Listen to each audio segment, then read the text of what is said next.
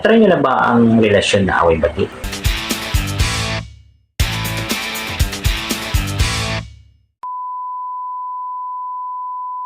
Nahanapan ng butas at mali, na kung minsan ikaw ay nagsisisi dahil iniisip mo baka mali ka napili. Kaya minsan sa isip mo sumasali, wala ka namang ginagawang mali. Bakit sa akin, galit palagi?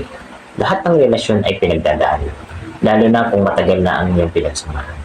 Dahil dumarating talaga sa punto na hindi kayo magkakaintindi. Dahil ang isang relasyon ay di lang puro saya ang samahan. Dumarating talaga sa point ang awayan. Pero ang pinaka-importante ay nagkakabati. Nagpapakumbaba kung sino ang may mali.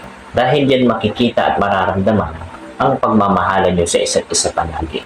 Ganyan kasi ang tunay na nagmamahalan. Salungat ang isa minsan. Kaya madalas hindi nagkakaintindihan.